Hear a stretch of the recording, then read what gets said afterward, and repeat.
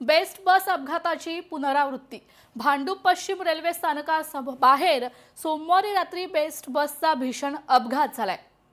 अपघातात 4 जणांचा मृत्यू देखील झालाय तर 10 जण गंभीर जखमी झालेत। बसवरील चालकाचा ताबा सुटल्याने अपघात झाल्याची माहिती समोर येते।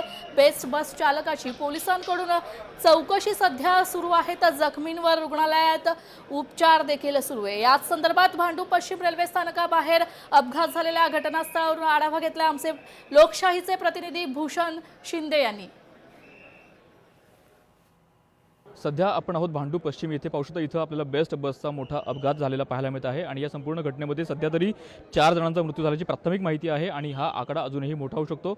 आणि सध्या संपूर्ण घटनेसंबंधी बोलणारे आपल्यासोबत आहेत स्वतः संजीव कुमार सदानंद, जे जनता दलचे अध्यक्ष आहेत, तिथले स्थानिक अध्यक्ष आहेत। सर, काय सांगले हा अपघात झालेला आहे या बसचा आणि ही बस सध्या इलेक्ट्रॉनिक बस असल्याचं कळत आहे, म्हणून अपघात झाला का? कारण साधारण 1 वर्षापूर्वी असाच एक अपघात झाला होता कुर्लामध्ये, त्याची पुनरावृत्ती आहे का? मग बिलकुल त्याचा पुनरावृत्ती आहे। इथे पण भांडूपला एक बस इलेक्ट्रिक बस झाला होता, म्हणजे शॉर्ट सर्किट होऊन, तेव्हा पण लोक वाचले होते।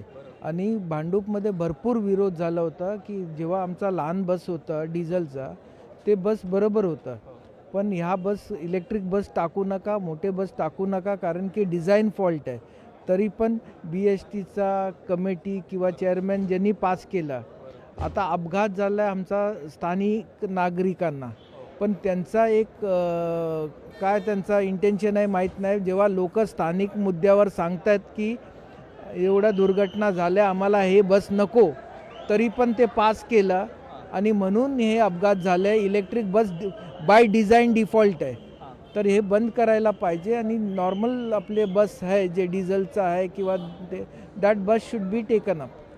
हा अपघात कसा झाला? ही बस कुठून कुठे जाणारी होती? ही बस कशा प्रकारे वळली आणि नेमकं इथं काय घडलं तेव्हाचा काही तुमच्यापर्यंत काही माहिती पोहोचली का? आमचं म्हणजे हे नेहमीचं हे काय की हे टर्न, हे चौकीचा मागून असा टर्न घेतो, तो असा ऐकलाय की टर्न घेताना त्याचा कंट्रोल, जे इलेक्ट्रिक कंट्रोल स्लिप झाला ॲक्सिलेटर, आणि अचानक गाडी रेस झाले, तर रेस झाल्या तर त्या ड्रायव्हरचा कंट्रोलून सुटला।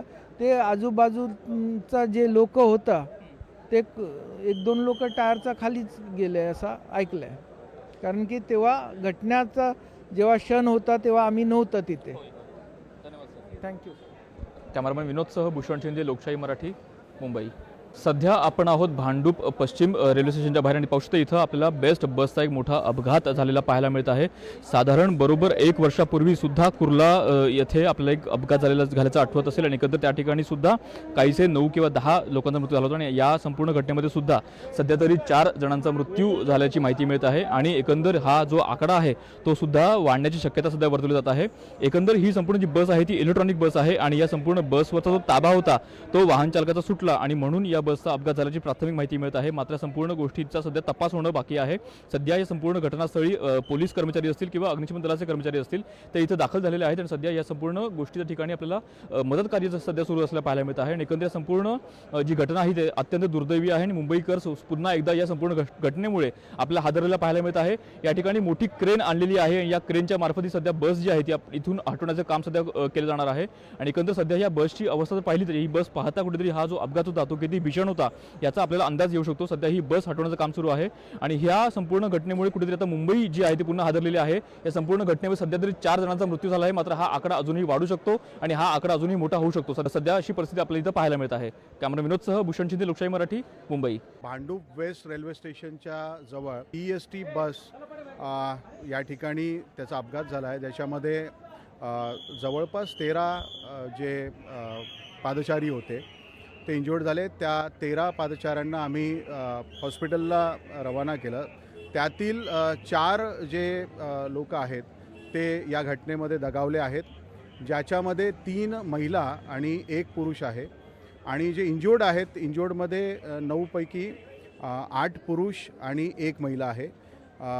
मुलुंड आणि राजावाडी हॉस्पिटल या ठिकाणी इंज्युअर्ड आणि मयत त्या ठिकाणी आहेत। बसचा जो वाहन चालक आहे तो पोलिसांच्या ताब्यात आहे आणि अपघाताचं जे कारण आहे त्याच्यामध्ये आम्ही CCTV फुटेज आणि बसचा जो मेकॅनिकल त्या ठिकाणी टेक्निकल पूर्ण त्याची चेकिंग होईल, त्यानंतरच सांगता येईल।